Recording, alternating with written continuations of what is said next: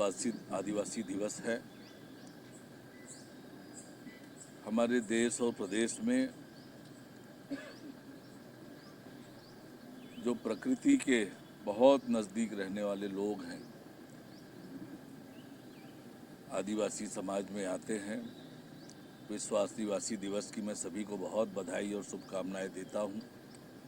प्रधानमंत्री माननीय नरेंद्र मोदी जी के नेतृत्व में सरकार बनने के बाद आदिवासी समाज के मान सम्मान और गौरव को बढ़ाने के लिए, उनकी तरक्की और बेहतरी के लिए लगातार काम हुए हैं।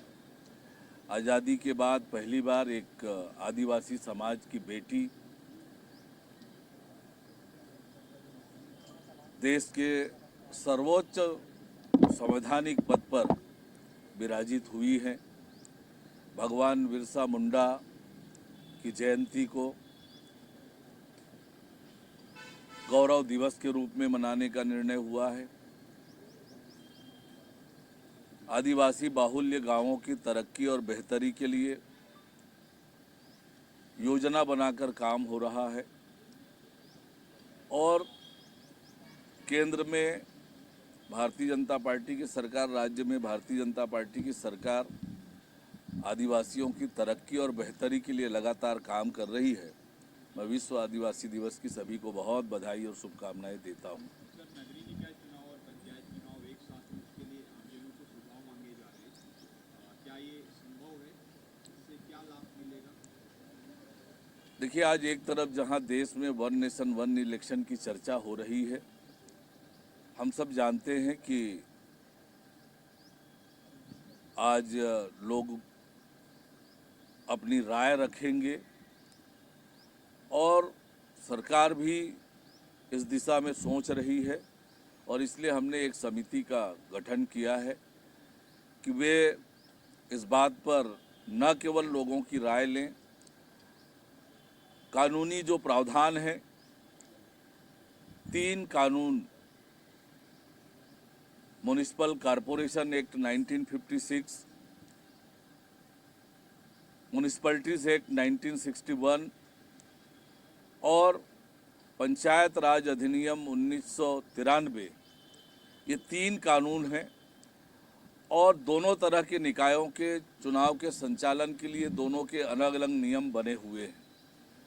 उन सब पर विचार करके एक संभावना कैसे बन सकती है, लोगों के अभिमत क्या है, कानूनी प्रावधान क्या है, इस सब बातों पर विचार करने के लिए एक समिति का गठन किया है जो लोगों से सुझाव भी ले रही है और कानूनी प्रावधान का भी अवलोकन करके उस पर अपना रिपोर्ट देंगे। उसके हिसाब से सरकार आगे बढ़ेगी। सर, वक्फ अमेंडमेंट बिल को लेके कांग्रेस कह रही है कि ये कॉन्स्टिट्यूशन पे अटैक है और रिलीजियस राइट टू रिलीजन पे अटैक है। जिस कांग्रेस पार्टी ने बार बार संविधान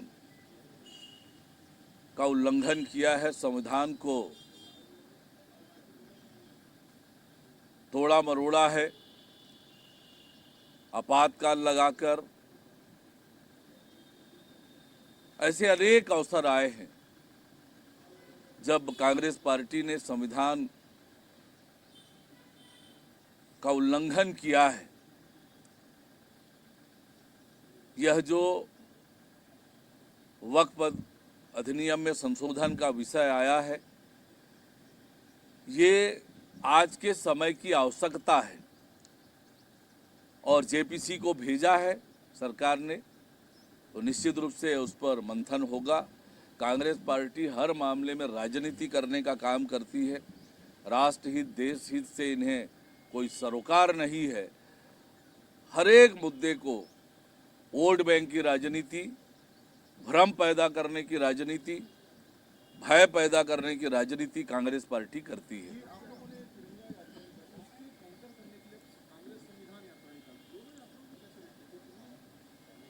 देखिए, कांग्रेस पार्टी की देशभक्ति जग जाहिर हो चुकी है।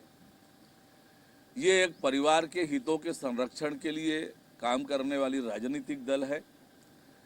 देश के हित में, देश के लिए काम करने वाली कोई राजनीतिक दल है तो वो भारतीय जनता पार्टी है। और ये तिरंगा यात्रा पहले भी भारतीय जनता पार्टी निकालते रही है। हर घर तिरंगा अभियान और तिरंगा यात्रा का आयोजन लगातार भारतीय जनता पार्टी करती है और ये नकल करने की कोशिश कर रहे हैं, लेकिन आज देश में कांग्रेस पार्टी की प्रासंगिकता बची नहीं है।